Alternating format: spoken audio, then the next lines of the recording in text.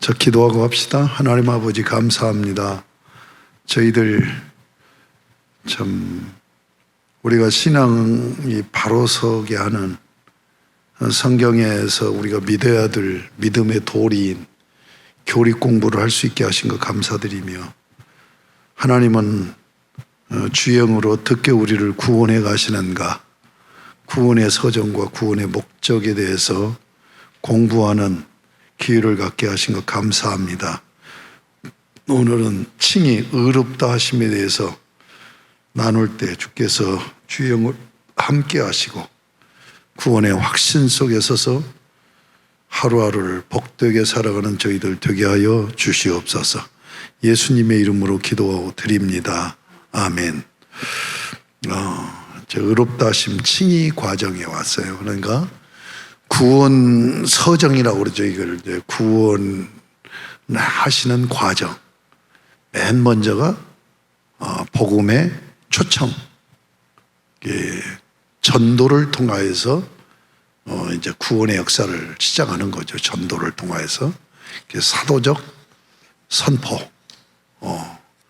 그게 선포가 되면 성령님이 역사하셔서 예수를 받아들인단 말이에요. 인격적으로. 그것이 믿음이죠. 요한복음 1장 12절에 얘기한 대로 영접하는 자 곧 그 이름을 믿는 자. 그 이름은 그분의 인격이잖아요. 그분의 존재. 그 이름을 믿는 자들에게는 하나님의 자녀가 되는 권세를 주셨다. 그래서 이제 예수를 믿음으로 받아들이면 그때 이제 성령께서 우리를 거듭나게 하는 거지. 다시 태어나게 하는 거. 위로부터 난다. 거듭난다는 얘기가 두 가지 의미라고 했죠. 위로부터 태어난다, 다시 태어난다 하는 얘기인데, 이제 성령이 이건 단독적인 역사로 이렇게 다시 태어나게 하는 건데, 성령이 그리스도의 부활의 영이죠. 그 부활의 영이 우리의 영혼에 심겨짐으로 다시 태어나게 되는 거죠. 그러면 이제 우리의 마음에 믿음이 일어나서 고백이 되어지는 거예요. 믿음 고백을 하고, 믿음 고백과 동시에 회개가 이루어지는 거죠. 그러니까 이제 나같이 늦게 예수 만난 사람은 예수 만나면서 믿음 고백과 회개가 동시에 일어나는 거죠. 막 깊이 회개를 시키고 그리고 참된 자유를, 샬롬을 누리게 하는 그런 경험을 하잖아요. 그러니까 회심이라고도 이렇게 표현하는데, 믿음 고백과 회개가 동시에 일어나고, 그러면 이제 지금 6장에서 의롭다 하심이니 의롭다 하심이에요. 누가 의롭다고 하냐는 얘기예요. 하나님이 의롭다, 너 구원받았다 라고 하시는 거죠. 자, 그러면 의롭다 하심을 쭉 정리하면, 자, 네 가지로 이렇게 나눠서 얘기해요. 의롭다 하심은 뭐냐면 하나님이 의롭다라고 법적으로 선언하시는 거야. 그러면서 뭐예요? 내 죄과 죄책이라고 그러죠. 내가 죄 지어서 그걸 해결해야 될 죄값을 제거하시는 거지. 그리고 하나님의 아들로 입양이 되는 거예요. 이게 구원이지. 죄과가 해결되고 하나님의 아들됨이 이게 구원이란 말이에요. 구원. 예. 그러면 이제 마지막 네 번째는 뭐냐면 종말론적 칭의라는 얘기는 지금 의롭다라고 칭해 주셨으면 그러면 그걸로 끝나느냐? 아니라 마지막 우리 주님이 재림하셔서도 종말론적으로 칭의를 선언하신단 말이에요.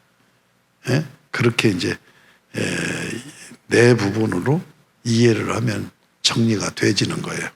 자, 그러면 1번 의롭다 하심. 하나님의 정하심으로 그리스도의 십자가 죽음 곧 속죄 제사로 의롭다 하심을 받는다. 예수 그리스도가 화목제물이 되셨다라고도 얘기를 해요. 이제 예수 그리스도의 십자가 구속을 드러내는 구약의 제사, 이게 레위기에 나오잖아요. 레위기 1장에서 7장까지 5가지 제사가 나와요. 번제, 소제, 화목제, 속죄제, 속건제.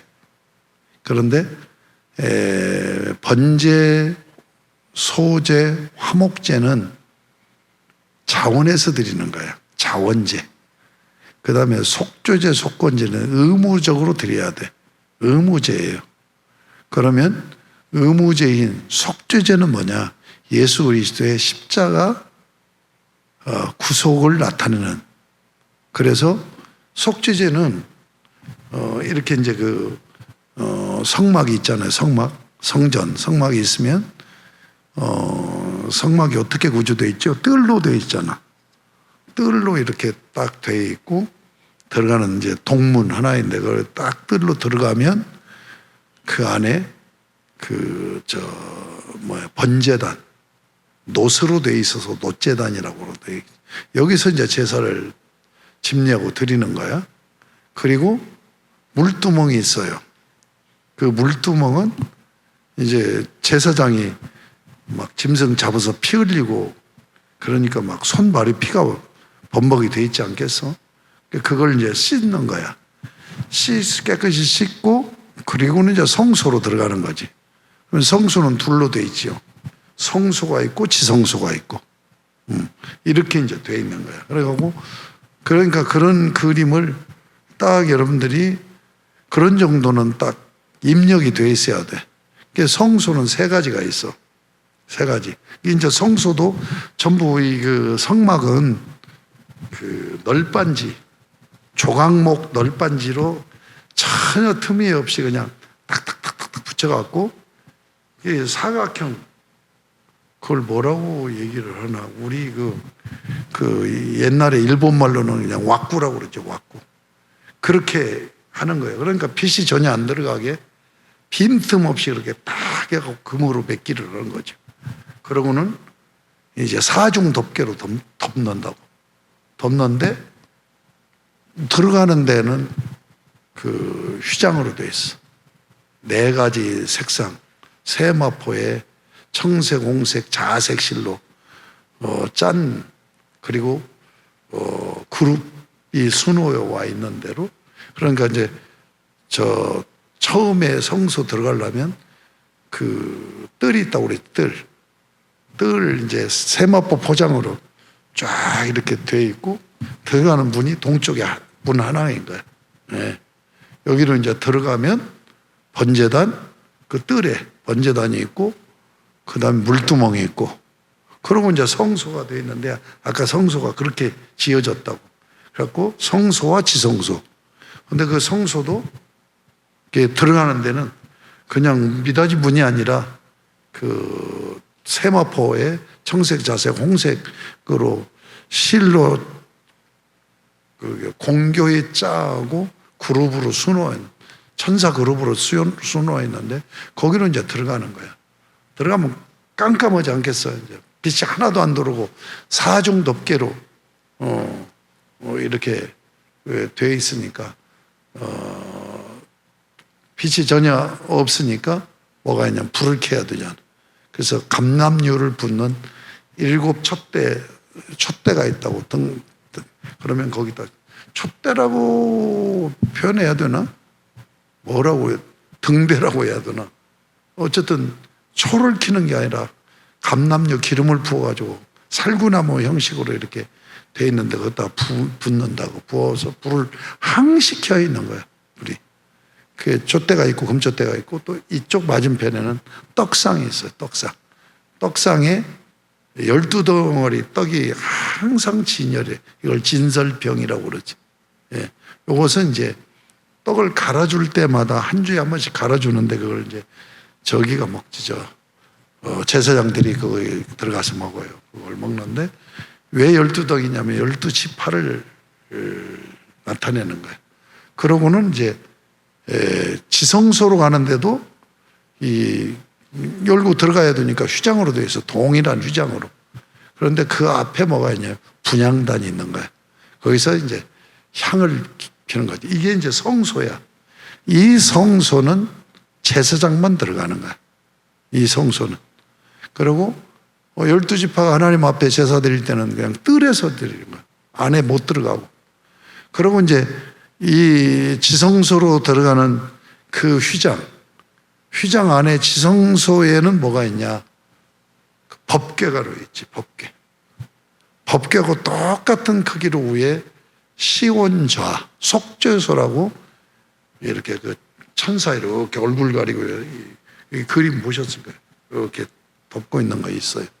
근데 그 법궤 속에 이제 세 개가 들어가 있지. 십계명 돌비, 아론의 쌍난 지팡이, 만나든 항아리, 그리고 속죄소가 있는 거예요. 이 세 가지가 희한하게 두 가지, 긍정적이고 부정적인 두 가지 의미가 담겨 있어요. 긍정적으로는 예수님이 내가 곧 길이요 진리요 생명이니, 이 말씀을 하실 때 나는 법궤 이 세 가지를 마음에 담고 하신 것이다. 길을 재시는 게 지팡이잖아. 그렇지? 진리는 법궤, 십계명이고, 그 다음에 생명은 뭐야? 만나던 항아리지. 그런데 이제 부정적으로는 뭐냐면 이 세 가지 사건에서 다 이스라엘 백성들이 하나님을 반역하고 범죄한 증거물이야 또. 그러니까 이걸 넣어놓고 이후에 속죄소가 있는데 이 속죄소에 대제사장이 이제 절기가 있는데 7절기 중에서 7월 12일이 대속죄일이에요. 그러니까 이스라엘 백성 전체를 죄를 속하는 날로 정해진 거예요. 예. 7월 1일이 나팔절이고 7월 10일이 이제 대속죄일인데, 그 대속죄일에 대제사장이 들어가서 그 속죄소에다 피를 부으면서 백성들의 죄를, 제사장은 뭐냐면 백성들의 입장에서 두 가지 사역을 하지. 죄 사함의 그 제사 사역하고 대언 기도 사역하고 이 두 가지를 해. 이게 핵심 사역이에요. 예. 그래서 이제 그렇게 하는 거죠. 그렇게 성막이 그렇게 구조되어 있다는 걸 딱 머릿속에 담고 있으면 돼. 근데 이제 성막론을 내가 강의를 못 하는데, 이 성막은 성경에서 가장 신비로운 영적인 부분이지. 예수 그리스도를, 모든 기물 하나까지도 전부 다 예수 그리스도를 상징하고 있고, 제사장도 예수 그리스도를 상징하고, 제사법도 예수 그리스도를 상징하고, 절기도 예수 그리스도를 상징하고, 전부 다 예수 그리스도를 상징하는 거예요. 그런데 이 제사 중에서 5가지 제사가 저 번제단에서 온전히 그 짐승을 잡아서 그걸 전소한다고 그러죠. 불로 태워서. 이게 이제 히브리어로 올라라고 그러는데, 이렇게 이제 막 불에다 태우면 일길일 막 고기가 타면서 연기가 나면서 올라갈 거 아니에요. 그러니까 올라간다는 의미가 있어. 올라라는 히브리어가. 예, 올라간다는 의미. 이게 셈족 언어라 우리말하고 그렇게 비슷한, 뭐 아람어로 우리말로 아빠를 할 때 아바 그렇게 얘기하잖아요. 그러니까 셈족 언어니까 같은, 그러니까 간혹 그렇게 비슷한 내용도 있는데, 어쨌든 번제는 그 놋제단에서 바로 성수 들어가면 뭐 놋제단에서 전부 태워서 드리는 거예요. 그 다음에 이제 소제는 뭐냐면 곡물제사예요. 곡물제사. 그러니까 다 피가 있는 제사인데, 소제만은 곡물을 드리기 때문에 저 피가 없어요. 구워서도 드리고 쪄서도 드리고 삶아서도 드리고 이제 이렇게 다양한 방법으로 드리는데, 이 소제는 단독 제사가 될 수가 없어. 피의 제사가 돼야 되기 때문에. 그래서 항상 번제에 따라다녀. 번제를 드릴 때 소제를 함께 드려. 그리고 이제 화목제가 있어요. 화목제. 이 화목제까지가 이게 이제 자원제인데, 이 자원제의 화목제는 그 번제처럼 다 태우는 게 아니야. 다 태우는 게 아니고, 그 기름, 콩팥, 그 중동 지역은 그 지방질 섭취가 잘 안 되고 그러니까 최고 좋은 부위를 기름 부위로 생각한 거예요.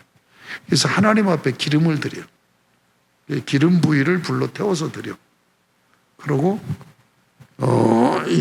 갈비살, 넓적다리, 이건 제사장이 먹어요. 제사장이. 그리고 그 나머지는 제사 드리는 지역을 제주라고 그러죠. 제주가 먹어. 이게 화목제사예요. 화목제사. 그러니까 화목제사를 내가 지금 여기서 그 화목제물이라는 얘기를 십자가 죽으심을 화목제물이라고 표현하고 했는데 그걸 지금 설명하려고 그러는 거예요. 화목제사는 화해를 이루었다고 하는 표시로 드리는 제사예요.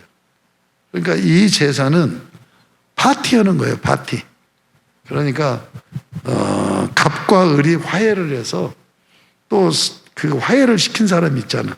셋이 함께 우리 이제 화해했으니까 식사 한번 합시다 하고 같이 식사하는 것과 똑같은 의미가 있어. 그래서 하나님은 제일로 좋은 기름을 드리고 그 다음에 화해를 시킨 제사장은 제일로 맛있잖아요. 저기 갈비살하고 넓적다리하고 그걸 이제 제사에 드는 거. 나머지는 이제 그 제주가 먹는 거예요. 그러니까 식사 개념이에요. 화해의 식사 개념이에요. 그 제물이 되었다는 얘기예요. 예수님이 십자가에 죽으심으로. 그래서 우리와 하나님과 원수 관계가 있는데 바로 예수님이 제사장이 되시고 중보자가 되시고 화해를 시키는 그리고 제물이 되셔서 우리를 하나님과 화해시켰다. 그런 의미예요. 그 다음에 이제 속죄제하고 속건제는 반드시 그건 드려야 되는 의무제예요. 근데 속죄제는 어떻게 드리느냐? 그 번제처럼 노제단에 가서 드리는 게 아니야. 예. 거기서 잡아가지고 전부를 하나도 빼놓지 않고 전부를 영분 밖으로 가. 예수님이 영분 밖으로 끌려가서 성전에서 돌아가신 게 아니라 그 골고다 언덕에서 십자가에 매달렸잖아요. 그것을 그대로 상징하는 거야. 그래서 속죄제를 드릴 때는 전부 그 번제단 앞에서 전부 잡아가지고 짐승을 잡아서 전부 하나도 빼놓지 않고 그것을 끌고 나가서 그 영문 밖으로 가면은 쓰레기 버리는 데가 있어요. 그 배설물 같은 거 버리는데 거기로 가지고 가서 전부 다 태워서 바치는 거예요. 예수님이 그 골고다 언덕 십자가에 돌아가신 것을 그대로 나타내는 거예요. 그래서 속죄제는 예수님이 십자가에 달려 죽으시고 우리를 대속하셨다 하는 제사예요. 그 다음에 이제 속건제 제사는 뭐냐면 회개 생활과 같은 거예요. 회개 생활. 이 속건제 제사는 특징이 뭐냐면 반드시 배상을 해야 돼. 예. 내가 하나님 앞에 잘못한 거 있으면 제사장에 가서 그 값을 내가 이렇게 성전에서 하나님을 모욕했습니다 하고 회개를 하면서 배상을 해야 돼. 제사장이 잘못해도 배상을 해야 되고 또 사람 간에 잘못한 것도 반드시 얼마 배상을 하고 그리고 회개는 그냥 나하고 사이가 안 좋아. 막 싸웠어. 그러면 하나님 내가 잘못했지. 서로 이렇게 화해를 하고 하나님 앞에. 그러니까 이게 속건제 제사의 특징이에요.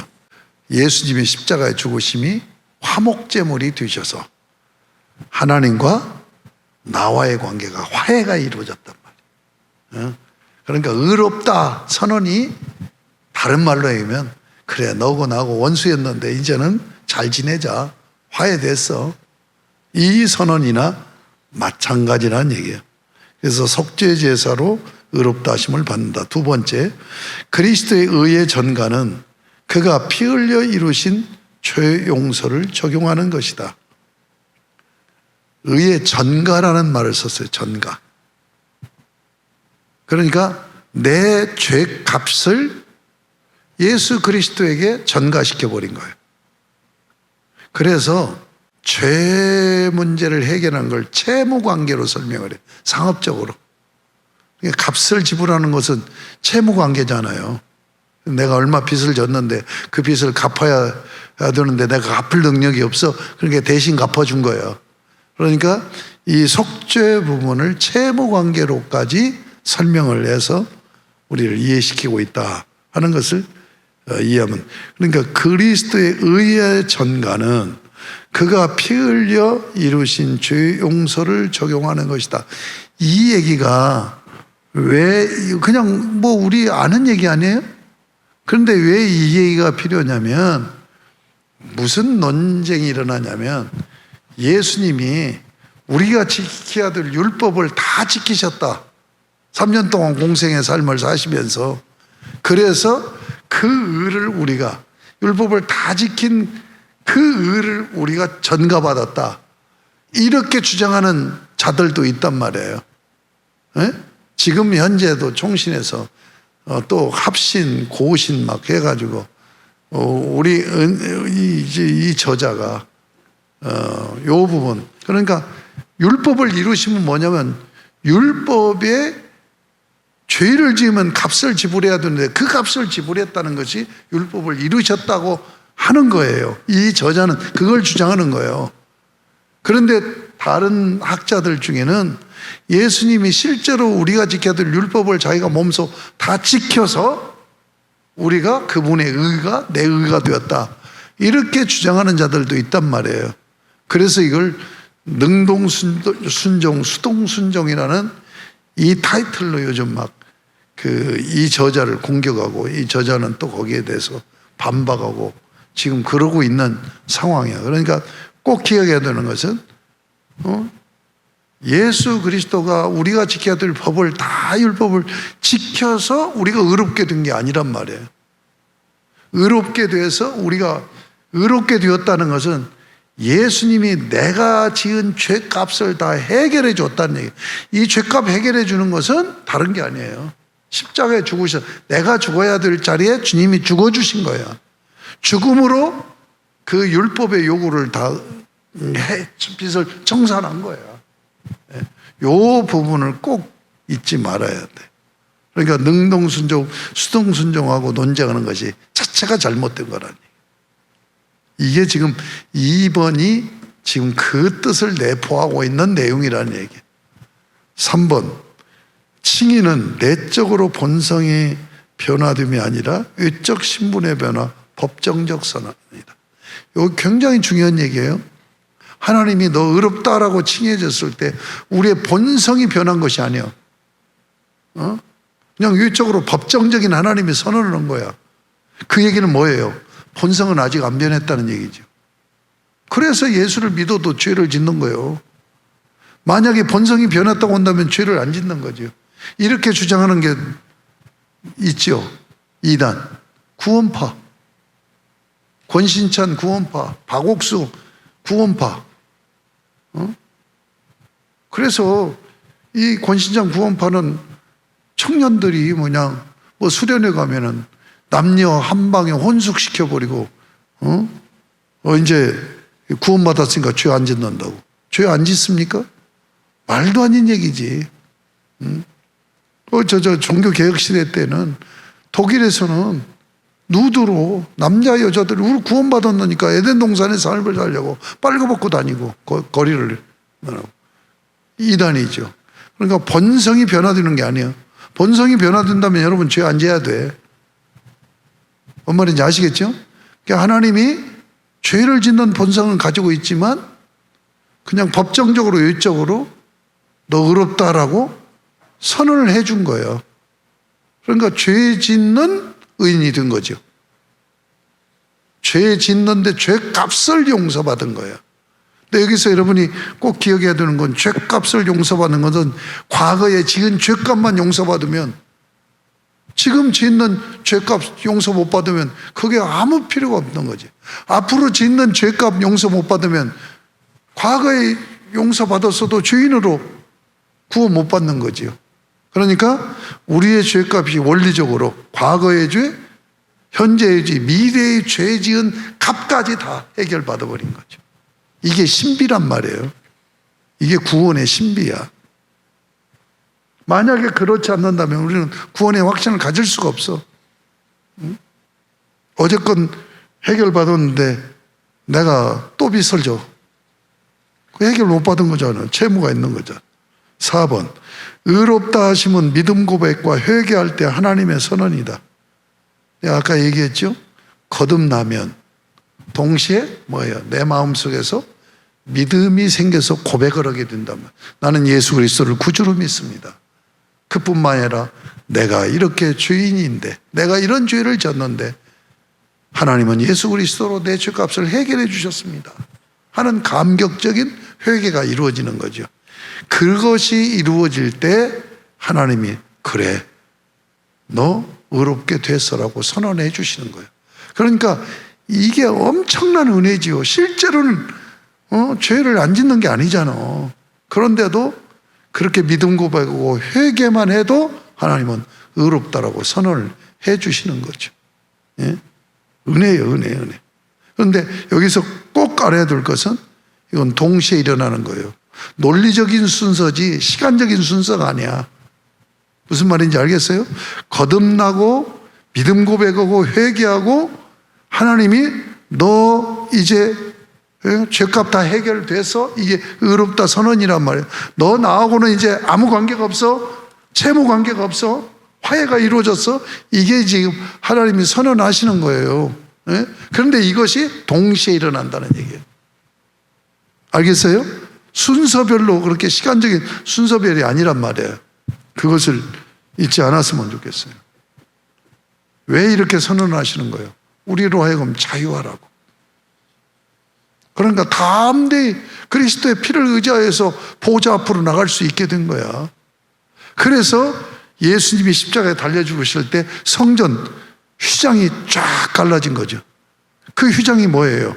지성소 하나님 보좌 앞으로 들어가는 그 길이 열려버린 거예요. 새롭고 산 길이 된 거잖아요. 예수 그리스도가. 이게 히브리서의 가르침이란 말이에요. 아멘? 성경대로 우리는 믿고 신앙생활하는 다섯 번째, 칭의는 그리스도의 구속사에게 유일한 근거이기에 전적인 은혜다. 책을 보면 성경 구절들이 나와 있죠. 에베소 2장 7절, 8절, 9절에도 나와 있고 많은 책에는 다 그런 게 나와 있죠. 그러니까 전적인 은혜예요. 칭의는 그 구속사역으로 내가 뭘 해서가 되는 게 아니라니까 심지어 믿음 고백과 회개도 성령이 역사하셔서 하는 거예요. 그러니까 전적인 은혜예요. 그래서 우리 기독교를 은혜의 종교라고. 우리 기독교만이 은혜의 종교예요. 다른 종교는 다 이 구원의 문제에 있어서 네가 어떻게 해야 된다고 하는 것을 얘기한단 말이에요. 그 다음에 두 번째, 죄가의 제거. 자, 의롭다는 칭의가 크게 둘로 나온단 말이에요. 이게 이제 구원이야. 죄가는 뭐예요? 죄값이죠.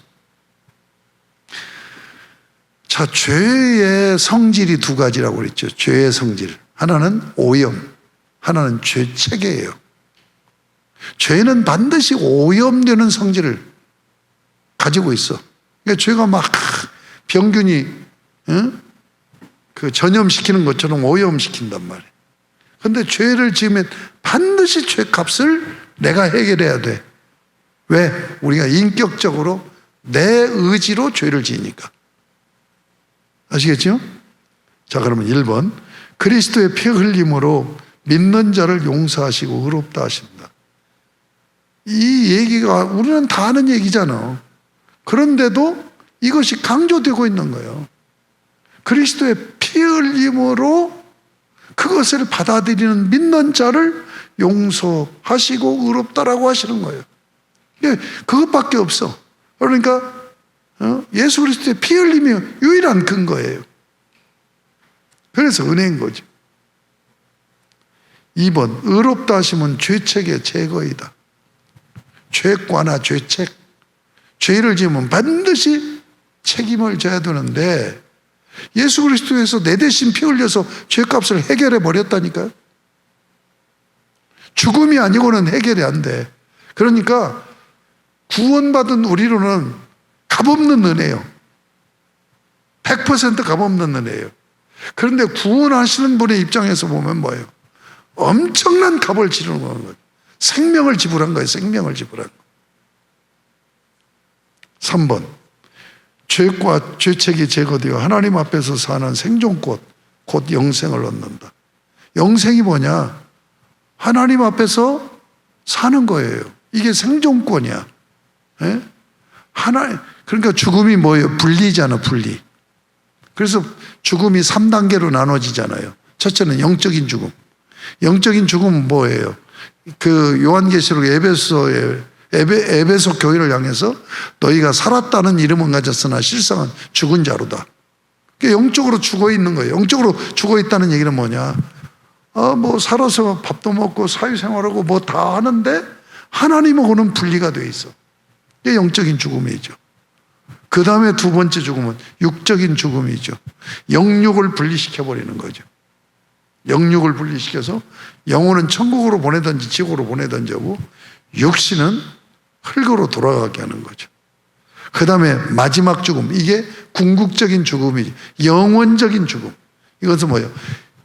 영혼과 육신이 하나님으로부터 영원히 분리되는 지옥으로 떨어지는 거죠. 그런데 여기서 그러니까 아담이 어떻게 된 거예요? 아담은 범죄했지만 생존권을 보장받은 거죠. 그래서 하와라고 이름을 지면서 산자의 어미가 되었다. 생존권. 그러니까 영생이라는 것이 천국에 가서 누리는 삶이 영생이 아니에요. 구원받은 날부터 시작해서 하나님 앞에서 사는 것이 영생인 거예요. 그런데 이 땅에서는 이제 온전한 영생이 아니죠. 그러나 천국 가면 죄 없는 온전한 영생의 삶이 이루어지는 거죠. 4번, 믿음이 통로가 되어 의롭다 함과 영생이 주어진다. 여기서 이제 중요한 건 믿음이 통로가 된다. 믿음이 통로가 된다는 거. 그러니까 하나님의 은혜로 주셨는데 이것을 믿음으로 영생이 주어진다. 자, 그런데 여기서 알아야 되는 건 이 믿음도 하나님이 주시는 거예요. 믿게 하셔서 믿는 거예요. 그렇죠? 그런데 왜 믿음이 통로가 되냐 이거예요. 이건 인격을 얘기하는 거야. 우리가 인격적으로 지어졌기 때문에 우리의 인격으로 받아들여야 되는 거예요. 네? 결단을 해야 되는 거예요. 하나님이 믿게 하시지만 결국은 내가 믿어야 되는 거예요. 왜? 인격이기 때문에.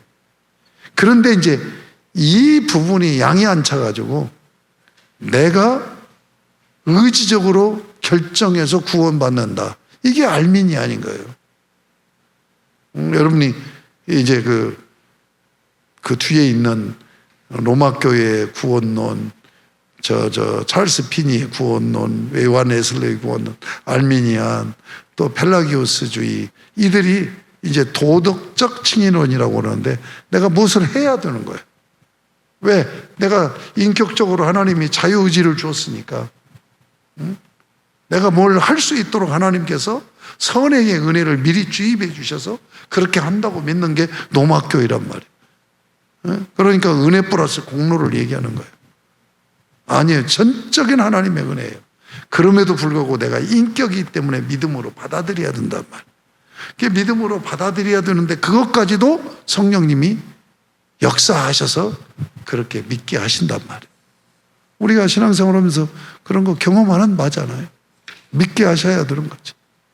그런데 믿게 하시는데 내가 결국은 주체자가 되는 거죠. 왜? 인격이니까. 요 부분이 굉장히 중요한 부분이에요. 내가 한 얘기가. 자, 3번. 아들됨이에요. 그러니까 이제 구원할 때 죄사함 받는 거예요. 이게 죄책의 제거예요. 그 다음에 아들로 입양이 되는 거예요. 그리스도의 구속사역으로 반역자가 하나님을 뭐라고 불러요? 아빠라고 부르게 됐다. 자, 어떻게 해서 아빠가 돼요? 내가 십자가 구속으로 어떻게 된다고? 죄책이 제거돼 죄사함을 받아. 거기서 머무르지 않지요. 구원받은 우리를 예수님과 연합시켜버린단 말이에요. 그러니까 예수님이 내 안에 거하시고 내가 예수 안에 거한다는 말씀이 반복이 되잖아요. 그러니까 이 죄사함 받으면서 내가 주님과 연합이 되어야 신비로운 믿음으로 영접하는 자, 곧 그 이름을 믿는 자. 그래서 예수님이 하나님의 아들이시기 때문에 성경은 이것을 그렇게도 표현하죠. 예수님이 맏아들이고 우리가 그 맏아들의 형제들이라고도 표현을 합니다만 그런 표현보다는 어쨌든 연합이 되어 있기 때문에 예수님이 예수 그리스도가 하나님의 아들로서 하나님을 아빠라고 부르는 것처럼 우리도 동일하게 아빠라고 그렇게 부르게 된다. 예. 굉장히 중요한 얘기예요. 그래서 아들이 되어서 우리는 뭐예요? 영생이 뭐라고 그랬죠? 하나님 앞에서 사는 생존권을 얻는 거예요. 지금 죄를 져서 하나님하고 분리돼서 하나님 앞에서 살 수가 없는 거예요. 영생을 할 수가 없는 거예요. 근데 예수를 믿음으로 하나님 앞에서 사는 하나님의 아들이 됐단 말이에요. 아버지 집에 아들이 함께 살게 됐단 말이에요. 그게 생존권이고 영생이에요. 그리고 우리의 육신도 부활이 예수님이 부활의 첫 열매가 되신 것처럼 부활이 되고 하늘나라, 하늘의 영광을 상속받게 되는 거예요. 그러니까 아들이 상속자잖아요. 상속권을 갖고. 그러니까 요한복음 1장 12절 영접하는 자 곧 그 이름을 믿는 자들에게는 하나님의 자녀가 되는 권세를 주셨다. 자녀가 되는 권세가 뭘까요? 내가 이제 묵상하면서 세 가지로 정리한 거예요. 하나는 뭐예요? 아버지하고 같이 살면서 아빠라고 부르는 것이 자녀의 권세지. 그렇죠? 그 다음에 두 번째는 뭐예요? 자식이니까 아빠한테 뭐이든지 필요를 요구해서 공급받는 것이 자녀의 권세, 기도 응답의 권세죠. 그 다음에 마지막으로 자녀의 권세는 뭐예요? 아버지 재산 다 상속받는 거지. 그렇죠? 예. 그러니까 내가 아버지 자식이라는 것이 이게 권세라니까. 그리고 내 필요한 모든 것을 다 요구해서 공급받는다는 게 권세라고요. 기도 응답의 권세예요. 그 다음 마지막은 뭐예요? 하늘나라 상속을, 하늘나라 재산 다 내 것으로 상속받는다니까. 자, 3번. 믿는 자에게 성령이 내주하셔서 아들됨을 증거하신다. 그렇죠? 한번 성경을 찾아봅시다. 이건 이게 확실해야 되잖아.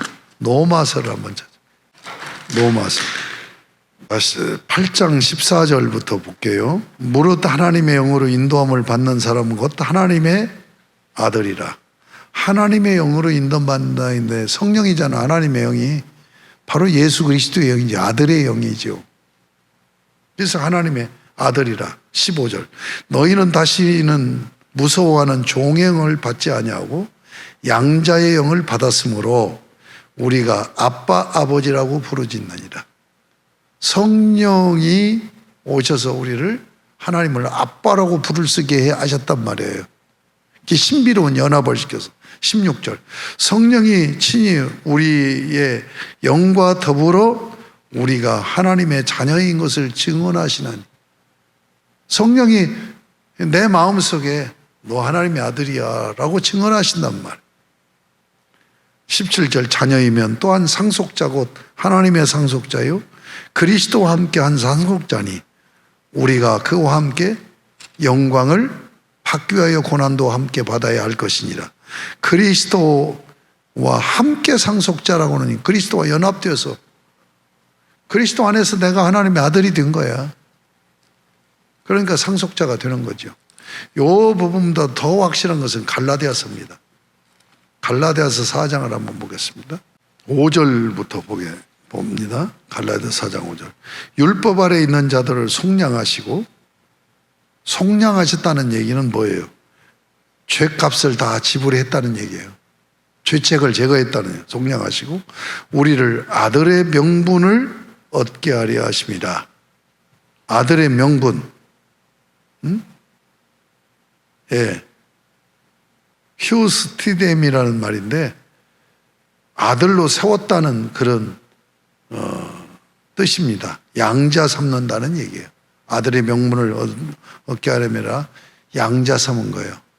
지금 이 양자 제도가 로마 시대에 굉장히 중요한 가정제도 중에 하나였어요. 우리도 어렸을 때 양자 삼고 그랬었다고. 양자 제도가 있어서 지금은 없어졌지만 근데 노마 시대에 이 양자 제도가 있었어. 근데 이스라엘의 구약에서는 양자 제도가 없지요. 어떻게 해요? 그 이스라엘에게 독특한 그 가정 제도가 뭐예요? 결혼해서 애가 없이 맏아들이 죽었어. 그러면 그 다음에 작은 아들이 그 형 속고 살면서 애를 낳으면 그 애가 형의 아들이 되는 거잖아. 그런 방법이죠. 지금 인도네시아 같은 어느 부족 같은 데 가보면 일처 다부제든가 한 여자가 그냥 남편을 몇씩 데리고 살더라고. 형제들이 전부 한 여인하고 사는 거예요. 근데 이스라엘은 독특한 그런 피를 강조하니까 그렇게 한 거예요. 그러나 로마에서는 그렇게 하지 않죠. 지금 우리가 이해하는 양자제도죠. 그게 헬라 문화권에서 로마 시대 때 문학에서 성경이 기록되어 있기 때문에 양자제도로 지금 설명을 하고 있는 거예요. 아시겠어요? 자, 그러면 보세요. 자, 6절에 보면 너희가 아들임으로 하나님이 그 아들의 영을 우리 마음 가운데 보내사 아빠 아버지라 부르게 하셨느니라. 아까 로마서에는 그냥 영이라고 그랬는데 여기는 아들의 영을 보내사 예수 그리스도의 부활의 영을 우리 영혼에 심어서 우리가 거듭났다니까요. 그러니까 이제 예수 그리스도가 하나님의 아들인 것처럼 우리도 하나님의 아들이 된 거예요. 성령의 역사로 그렇게 연합이 된 거예요. 그러니까 아빠 아버지라 부르게 하신다. 아빠 아버지라는 표현은 무슨 얘기예요? 친자라는 얘기죠. 문화적인 제도로는 양자 제도로 설명을 하면서 실제로는 친자라는 얘기예요. 아시겠어요? 그러니까 요 부분을 좀 신학에서 강조를 해야 하는데 강조를 안 하니까 이걸 정확하게 가르치지를 못하더라고요. 예? 양자 제도를 그 문화적인 배경으로 양자 제도로 설명을 하는데 실제로는 아빠 아버지라고 부르는 친자라는 얘기예요. 아시겠어요? 그 다음에 7절 그러므로 내가 이후로는 종이 아니요 아들이니 아들이면 하나님으로 말미암아 유업을 하늘나라로 상속받을 자니라. 친자인 거예요. 친자. 근데 여기서 중요한 단어가 하나 있어요. 5절에 보면 아들의 명분이라는 말이 양자 삼는 걸 얘기한다고 그랬죠? 여기 얻는다고 하는 단어예요. 얻는다는 단어. 아폴람바노라는 헬라어인데 아폴람바노는 뭐냐? 되찾아온다는 얘기예요. 양자로서의 그 위치를 확보했다, 얻었다 하는 얘기인데 그 얻다라는 단어가 어떤 뜻이라고요? 되찾아온다. 이 얘기는 무슨 얘기예요? 본래 내 자식이었어. 근데 뺏긴 거예요. 잃어버린 거예요. 그걸 되찾아왔다는 얘기예요. 그러니까 친자라는 얘기예요.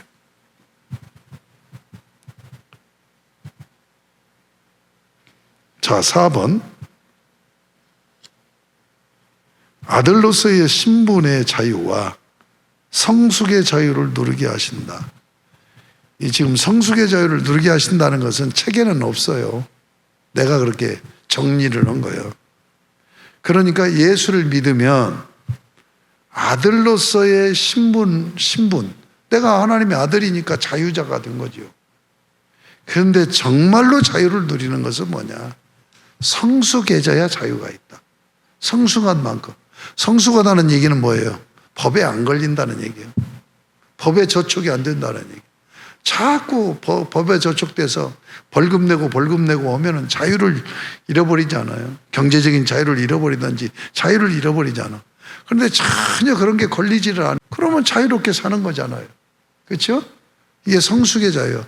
갈라디아서는 이 두 자유를 얘기하고 있어. 그래서 내가 갈라디아서를 얘기할 때 이 부분을 꼭 지적을 하죠. 많은 분들이 그냥 신분의 자유로만 갈라디아서에 얘기한단 말이에요. 그러니까 아들을 돼서 종이었는데 노예였는데 아들이 됐으니까 이제 아버지하고 함께 사는 자유를 누리게 됐다. 갈라디아서는 여기까지만 얘기하는 게 아까 4장 봤던 게 거기에요. 구속을 통해서 얻는 신분의 자유. 그런데 5장 6장에 가면은 뭐예요? 네가 이제 뭐야? 법에 저촉되지 않는 하나님의 아들답게 삶으로 인하여서 성숙해지는 자유, 이 자유까지를 얘기하고 있다라고 하는 것을 상기시키다. 그 다음에 이제 마지막 종말론적 칭의. 자, 여기 칭의에서 우리 개혁신학, 개혁교리의, 개혁교회 교리의 전통적인 교리가 뭐예요?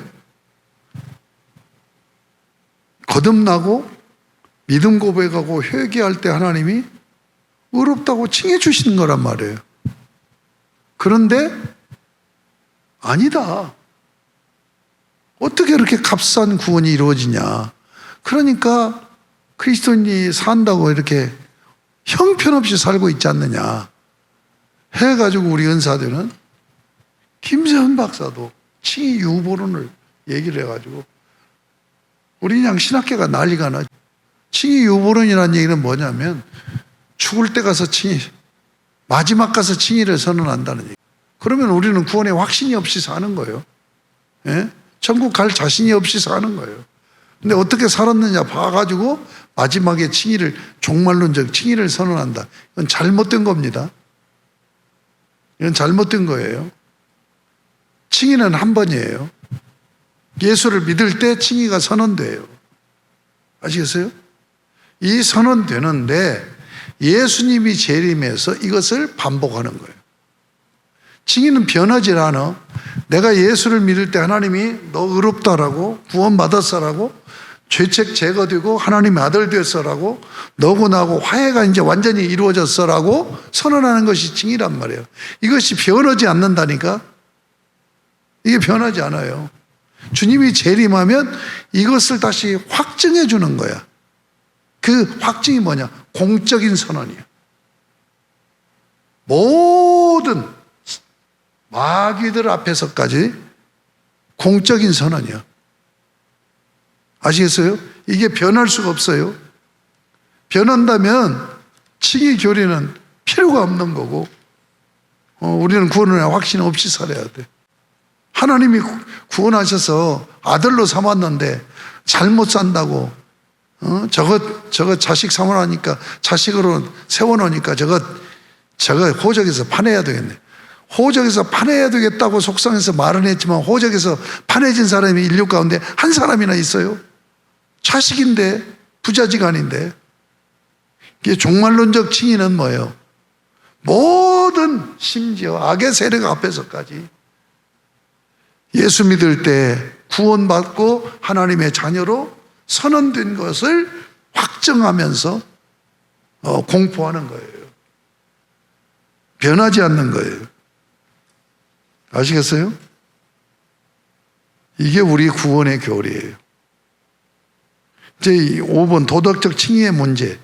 여기서 노마교회, 찰스 비니, 알미니안, 이걸 내가 이렇게 해놨는데 여기 상당히 많은 여러 장을 할애해서 얘기하고 있어요. 그러니까 이것은 뭐냐면 내가 하나님이 너 의롭다라고 칭해주는 무언가가 있어야 된다는 얘기예요. 내가 무언가를 내놔야 된다. 이게 도덕적인 칭의야. 그것을 로마교회는 이렇게 주장하고 이쪽에서는 이렇게 주장하고 이렇게 주장한단 말이에요. 아니란 말이에요. 여러분, 우리가 믿음으로 구원을 받고 믿음으로 칭의가 선언되고 믿음으로 하나님의 아들이 돼요. 왜 그런다고 그랬죠? 믿음이 통로가 된다고 그랬죠? 인격이니까 그렇단 말이에요. 인격이니까 믿음이 통로가 되는데 그 믿음까지도 하나님이 주신단 말이에요. 그러니까 이 구원의 문제는 전적인 하나님의 은혜예요. 내가 무엇을 해서가 아니야. 뭘 잘해서, 잘 믿어서 신학을 제대로 아는 저기들이 문제예요. 우리 사모도 그런 것에 눌려. 이게 율법적인 신앙. 그러니까 이러다가 지옥 가면 어떡해? 예수 믿었으면 구원 받은 거예요. 에? 천국 가서 개털모자 쓸까 걱정하는 것은 할 수 있지만 천국을 못 갈 것을 걱정하는 것은 이건 예수를 안 믿는 사람이란 말이에요. 이 믿음의 도리를 모르든지. 지금 제가 강조하는 건 뭐예요? 성경이 그렇게 돼 있단 말이에요. 하나님이 계시해 주신 성경 말씀이 그렇게 돼 있는 거예요. 그 말씀을 믿는 거예요. 그 말씀을. 예수를 안 믿고 교회 다니는 사람이 있죠. 저도 교회를 다니면서 3년 동안 예수 못 믿었으니까. 그런데 그게 이제 예정론적인 입장에서 보면, 그렇다고 해서 내가 지옥 가냐? 지옥 갈 것 같으면 내가 목사 못 됐지. 그때 안 믿고 교회를 다녔는데. 그럼 결국은 하나님 믿게 하셔서 목사까지 만들어 놓잖아요. 응?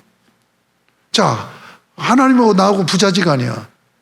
근데 어떤 자식은 아버지 마음을 그렇게 참 마음에 드는 그런 자식이 있잖아. 근데 속을, 아이고 저 어떻게 우리 집에서 저런 자식이 나왔는지 모른다고 속 썩이는 자식이 있잖아요. 그냥 평범한 자식이 있고. 그 다 자식이잖아. 나는 가만히 나를 생각해 보면 하나님이 나 때문에 속을 많이 썩는 것이다.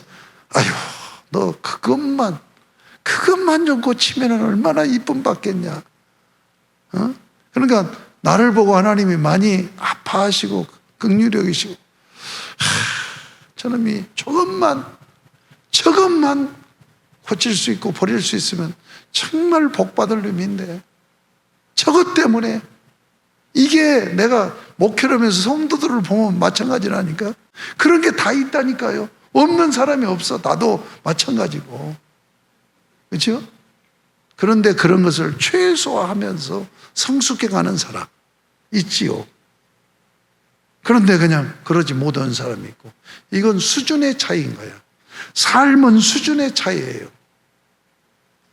아시겠습니까? 구원은 신분의 문제고, 예수를 믿으면 신분이 바뀌어진 하나님의 아들이 된다니까. 하나님의 아들이 돼가지고 하나님 되게 속썩이면서 사는 그놈도 있다니까. 그래도 그놈 구원받았다니 천국 간단 말이에요. 그래서 여기서 뭐가 나오냐? 상급의 교리가 나오는 거예요. 상급의 교리. 구원받은 자가 이제 어떻게 믿고 살았느냐로 상이 결정되는 거야. 근데 은혜를 강조하는 우리 이 저자 은사도 상급을 은근히 거부를 해요. 내가 해서 상급 받을 게 뭐가 있냐? 내가 상 받을 것도 내가 한 게 아니라 주님이 다 해주신 건데, 그게 은혜지 무슨 내가 공로가 돼서 상을 받냐? 근데 내가 제자지만 나는 그분에 대해서 반대를 하죠. 내가 이렇게 설명하죠. 애 보고 너 이거 그림 그려봐. 뭘 그릴 줄 몰라. 그러니까 엄마 나 이거 못 그리는데 엄마가 좀 같이 해줘. 그럼 엄마가 손잡고 애 손잡고 다 그려줘. 그래놓고는 너 이렇게 잘했다고 상 준다고. 나는 상급을 그렇게 이해해요. 우리가 잘 믿고 성숙해지는 것도 하나님의 놀라운 은혜를 부어주셔서 그게 가능한 거예요. 그럼에도 불구하고 하나님이 다 해주시고 네가 잘했어 하고 상을 주시는 거예요. 상급을 그렇게 이해해야 된다. 그러나 천국은 뭐예요? 공평한 나라, 평등한 나라예요. 바울하고 나하고 천국에서 똑같이 대접받는다면 이건 불평등해도 보통 불평등한 게 아니에요. 뭐 그런 상황도 안 왔지만은 그런 상황이 오면 순교당할까봐 우리 저 광주중앙교회 원로 목사님 정교 목사님이 그 자서전을 내서 나의 나된 것은 거기에 뭐라고 돼 있냐면 자기는 공산당이 몰려올 때 순교해야 되겠다고 교인들이 피난 가셔야 됩니다. 근데 가라고 다 보내놓고 자기는 교회에 남아서 옛날 교인은 여기 강단 쪽에 샘문이 있잖아. 네, 근데 여기서 이제 엎드려서 나는 여기서 기도하다 순교하겠습니다 하고는 엎드렸는데 그냥 막 교회 문을 짱짱 열는데 자기도 모르고 그냥 공산당이 자기 잡으러 온 줄 알고 손살같이 빠져나가서 막 산으로 도망가니까 뒤에서 쫓아오는 목사님 저예요. 그러면서 순교한다고 했지만 나는 순교의 실패자라고. 그 양반이 참 진솔해. 두 가지 그 고백을 해놓고 또 하나는 5일간 금식한다고 하다가 실패해서 밥 먹은 거 그거 고백하고. 참 책에다가 그런 것을 쓴다는 게 그게 쉬운 얘기가 아니에요. 정말 용자 아니면 못 쓰거든. 그게 하나님이 하게 하시니까 순교도 하는 거지. 내가 하려고 되냐고요. 그게 어림도 없는 얘기야. 그러니까 우리가 하는 모든 일은 하나님이 은혜 주셔야 되는 거예요. 그럼에도 불구하고 네가 했다 하고 내가 뭔가를 해보려고 몸부림치면 우리는 인격 의지적인 자유를 가지고 있으니까 우리가 노력을 해야 되잖아요. 노력은 그 모습을 가상히 여기서 은혜를 주셔갖고 뭔가를 조금 하게 해놓고는 네가 다 했어 하고 상을 주시는 분이라. 아멘. 네. 이게 칭의 교리입니다. 여러분, 구원론 이 책에서 제일로 중요한 게 칭의 교리예요. 그래서 이 책을 보면 의롭다 하심이라고, 의롭다 하심. 이게 구원론의 전반부예요. 의롭다 하심. 그 다음에 뭐예요? 거룩하게 됨. 이게 성화예요. 그러니까 구원론은 구원의 과정이 여러 가지 있죠. 자, 복음의 초청, 그 다음에 뭐예요? 거듭남, 믿음 고백, 회개, 칭의. 그 다음에 이제 뭐냐? 성화로 들어가요. 이 성화와 칭의 사이에 이 은사는 총신대 강우산 교수는 의롭다 하심 전에 그 성령의 내주를 다루는데 이 책에서는 이제 7장이 성령의 내주지요. 그리고 이제 성화가 들어가요. 성화는 여기 보면은 거룩하게 됨이죠.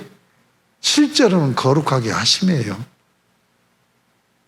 그런데 하나님의 형상으로 우리 인격이기 때문에 우리가 노력해서 성화에 동참하는 거죠. 동참하는데 우리를 변하지 않는다고 하나님 포기지 않아. 아이고 저 흰개꼬리 시궁창에 3년을 묻어놓고 다시 빼봐도 흰개꼬리라고 변하지 않는 것 같아서 그냥 아이고 저건 사람 구실 못 얻었어 하고 포기하신다는 게 성경에 없다는 얘기예요. 아버지는 끝까지 포기하지 않고 우리를 성화시켜서 성화를 완성시켜. 이게 뭐냐? 영화예요. 영화가 안 되면 하늘나라를 못 들어갑니다. 우리 육신이 예수 부활한 몸으로 영화가 돼야 천국에 들어가요. 그런데 우리를 구원해 놓고 천국을 상속한다고 해놓고 천국 못 들어가는 몸으로 그냥 놔두면 되겠어? 내 힘으로 못 오면은 아버지가 해줘야지. 그러잖아요? 그래서 거기에 그 사이에 뭐가 들어가냐? 견인교리가 들어가는 거예요. 우리 개혁신학에 이게 굉장히 중요한 은혜의 교리예요. 견인교리가 뭔 줄 알아요? 하나님이 끝까지 참으신다는 거예요. 응? 하나님이 끝까지 참으신다니까. 나는 하나님께서 나에게 베푸신 은혜, 최고의 은혜, 너에게 베푼 최고의 은혜를 말하라고 하면 뭐라고 얘기할 거냐 하면 하나님이 나를 참아주셨다는 거예요. 기다려주셨다. 끝까지. 그래서 결국 내가 못 오니까 하나님이 해준다니까. 그래서 천국으로 들어가게 하신다고요. 응? 여러분이 우리 장로교 교인이라는 것이 복인 걸 알아야 돼. 정말 복인 걸. 은혜의 교리야, 은혜의 교리. 응? 자, 마치겠습니다. 하나님 아버지, 구원론에서 칭의, 의롭다 하심의 교리를 확인하면서 전적으로 구원이 하나님의 은혜인 것을 다시 한번 확신하게 하신 것 감사합니다.